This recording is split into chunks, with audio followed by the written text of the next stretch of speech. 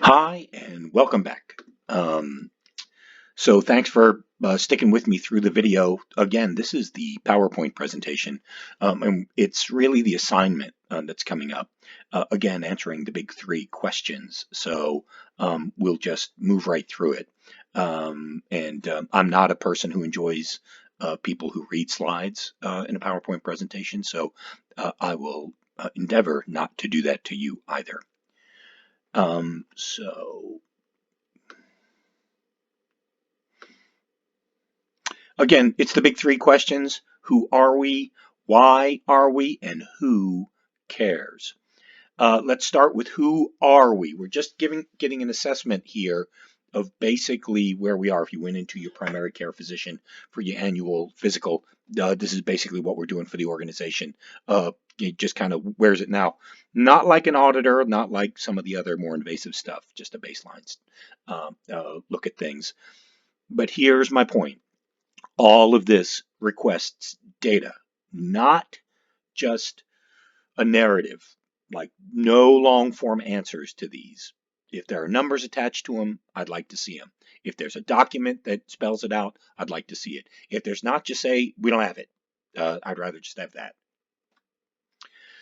So as we get through, again, if you have the bylaws, I'm sure you do, recruitment retention process, do you have any of that? All of those. You'll take a look. I'll attach this in the email to you so we don't have to go through it. But to give you a sense of what really we're talking about, your budget. I happen to be a big fan of the movie The Matrix. I think of budgets the same way. Some people see them as numbers, but I see them as essentially who you are from a personality standpoint. I'm overweight, and if I told you that I ate well, I just said that to you. You know, I eat pretty well, really. And you could say, oh, okay.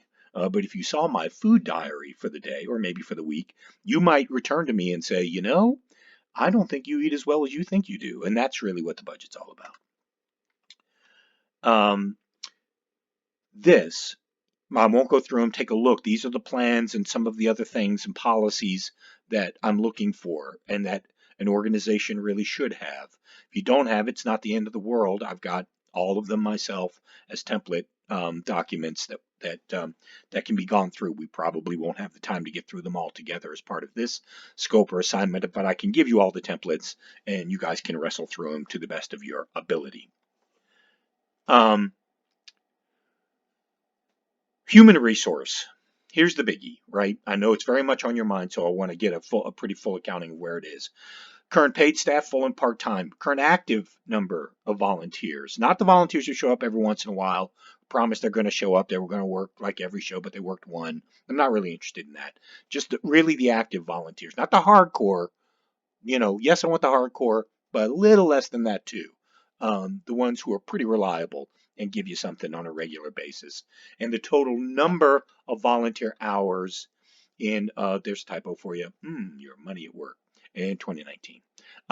So take a look at that. And again, if you're going to spitball it, if you're going to sit with like a Dunkin' Donut napkin and think to yourself, well, we had this number of shows, we have this number of people, and we do this number of work, we do that kind of thing, I'm not interested in that. So just say that you don't know, and we'll work through it. But if you're tracking it, if your volunteers are signing in and signing out, if your board members are doing monthly timesheets where they're documenting what they're doing, then I'd like all of that as well.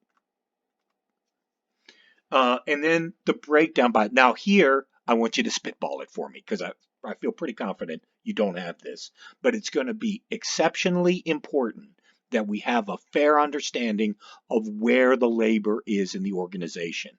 Doesn't mean this is the right distribution of labor. We may be putting too much time and effort into maintenance and repair, and certainly not enough into financial management. I say certainly, but I don't know that for certain. Maybe too much time in financial management. So go through. This is whole organization, okay? Whole organization, paid, volunteer.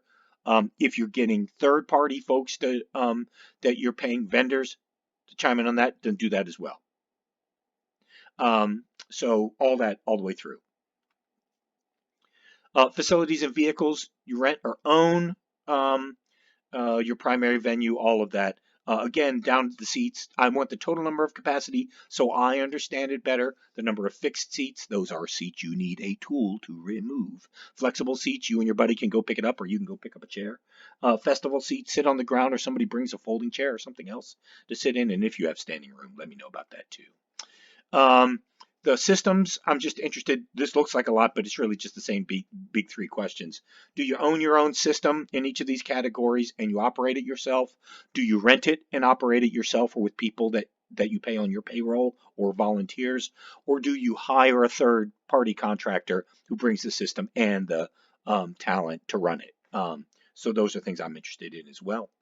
Why are we? So here's the next category. Why are we even trying, right?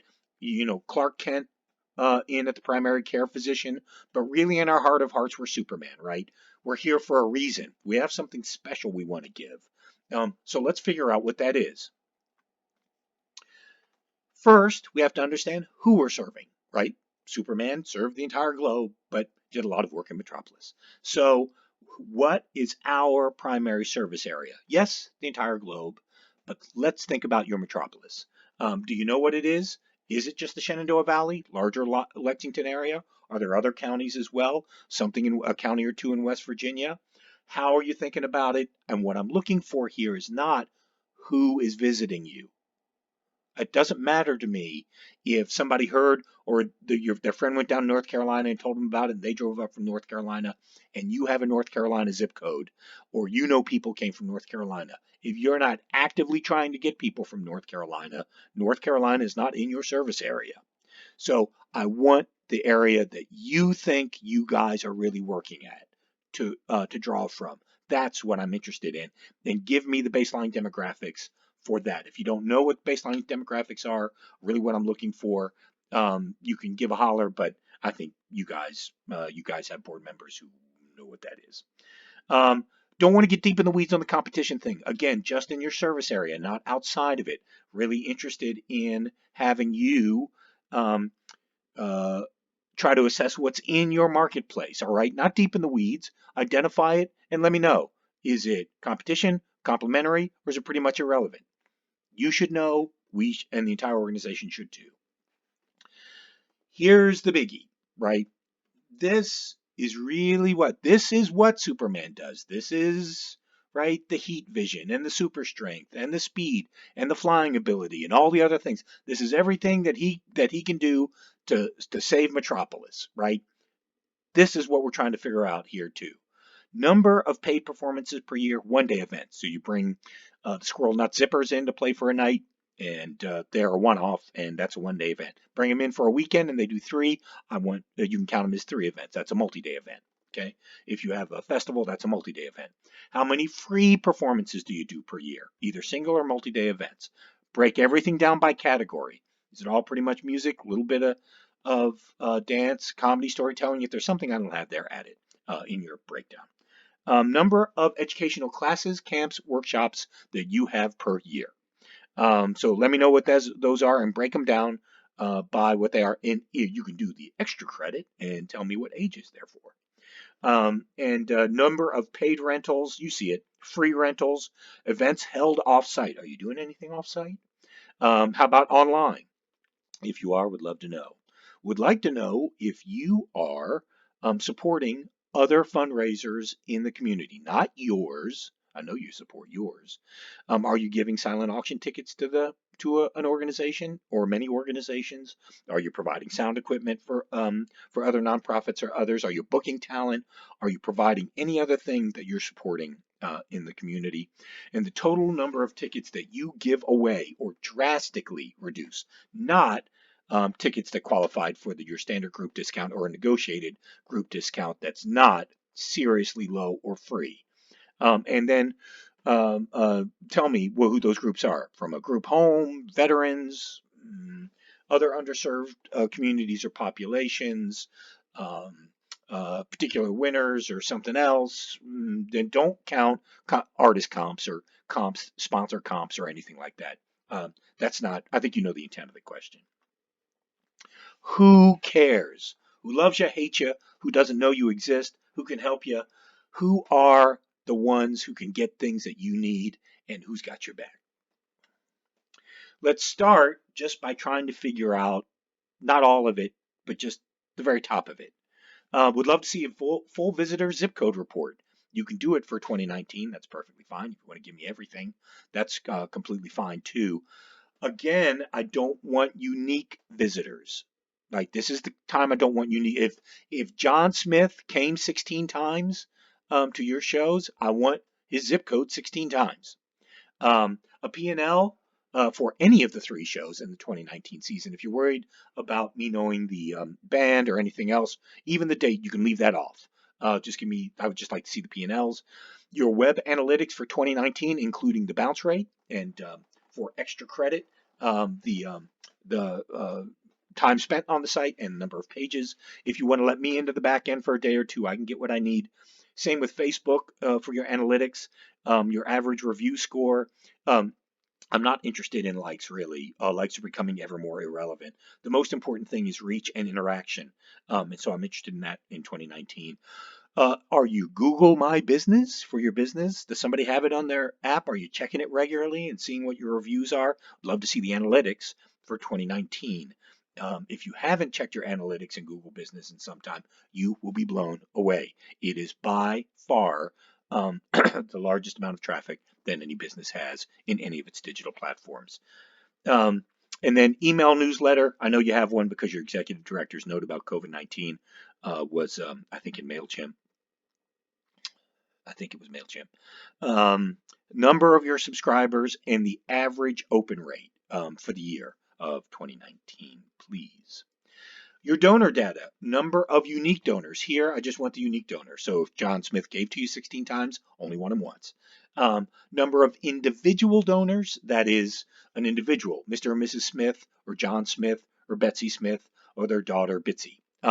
So each of those are unique and individual. If they always give as John and Sarah Smith as a husband and wife, you can count them as a single. But if John and Sarah and Bitsy all gave to you and you have them individually, I'll take them that way as well. I'm not talking about businesses or sponsorships or anything, individual donors.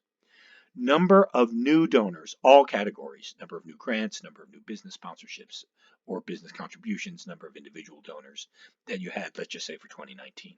Do you know your donor retention rate, 2018 versus 2019? What is your retention rate?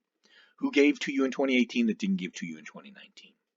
A percentage breakdown of donors by categories, all pretty basic stuff there. 2019 ticket buyer demographic data. So here it is. Here's the holy grail. Here's the thing that we need to know about who cares. Okay. I mean, this is it. If you aren't capturing all of this data that I'm asking for, if we do nothing else in our short time together as we're working through this, I will leave you with the forms, methodologies, questions, everything else to capture this data and keep it in a place where it's not just spitballed or little slips of paper or I had a conversation that was really great. Hardcore data, okay? How they rated the event, the parking, all of that. This is all basic stuff. And you get this from a handshake. I'm talking about this stuff. Age breakdown of the ticket buyers, household income breakdown, arts patronage. How many other arts events are they getting per year? That really matters to know. Look, I'm not going through the whole list. You can look at it. I will just say this. Before I left the Historic Masonic Theater, um, we contracted and actually had donated to us for free the economic impact study for the little more than 3 years we've been actually programming at the Historic Masonic Theater. I track all of this data in spreadsheet. I can give you all the numbers for the Historic Masonic Theater in every one of these categories, actually. A few more. I didn't get deep into the weeds because I drive my staff crazy about that stuff. And I won't do that for you. But I was just able to turn all of that data over to them. And because of the detail of the data in the matrix, the rubric that they used, and the assumptions and the other things that they use in plenty of other arts jurisdictions all around the state of Virginia, they were able to assess that we had $2.3 million of economic impact for our area. That's a lot for the Allegheny Highlands. And that's because I could track the data and buy their own uh, uh, acknowledgement if we just hadn't tracked it or tracked it like a lot of other organizations do, where they kind of have some zip codes and they kind of know kind of where people are coming from. It would have been a lot less than that because they trust the numbers. They trust being able to see survey responses by individuals and get the entire spreadsheet so that they trust being able to audit the numbers. You know who else trusts it? Elected officials, large corporate donors, large institutional donors, large individual donors like to see that information. Of course, they don't like to see it. Individual donors don't like to see it on a spreadsheet, but it's pretty impressive when you work it up into a pie chart and some other interesting pieces and parts where you can get deep down in the weeds to prove that you really know what you're talking about. Like how many stayed with friends versus a B&B versus an Airbnb. Airbnbs are becoming huge, and not a lot of tourism offices are tracking accurately the Airbnb lodging because there's all this, question about transient occupancy tax and how all that's being receded and whether we have clear visibility into Airbnb. So the tracking's not always good. So it's important to know all of that. And it's really important to go back to some of your partners in the B&Bs and the hotels and to be honest about the data that you're collecting and what they're seeing and suggesting that they might want to cut you a better break for the hotel rooms or even pony up with a little more money so you can push their hotel a little harder because people aren't choosing their hotel, they're choosing the Airbnb. So that's it for this edition of Oh My God, I can't believe we got into this. Again, to contact me, you can use my cell phone at 571-289-3445. You can text me or give me a call. You can access me anytime, really. I prefer it if you would text me first and say, would like a few minutes of your time to have time chat now. And if I don't, I can set up a time with you or let you know that I'll call you back later. But, you can give it a shot. Give a call if you want to. I've been using with Brian my kind of personal email, but when I get into a project, I use this projects, Jeff Stern Projects at gmail.com. It's not fancy, but it lets me track everything more discreetly, and it's much clearer for me. So if you could just use that, if you're going to email me, use that there. I would appreciate it. What's next? So we've been talking about the numbers. So now I just want to know what's in your mind and your gut and your head. How you feeling about everything? Lime Kiln Theater Board Survey Form. So this is a survey in 4 parts. Should probably take you about 15 to 20 minutes, unless you really like to write. And if you're a big narrative fan, there are spaces for narrative. But once again, I'm a numbers person, so almost all of it is you rate it 1 to 5, 1 to 3, something like that. Then at the end of the day, we look at a category and say that scored 3.5 or 4.4. Not, there are 25 different, paragraph responses that we have to weed through and understand what the truth is. If you have narrative, the narrative's important and it should be important, but it is optional. Let's get the survey back at the end of next week, at the end of the coming week, earlier if you can, and I'll set up times to chat and Zoom and talk with each of you. Thanks so much. Take care.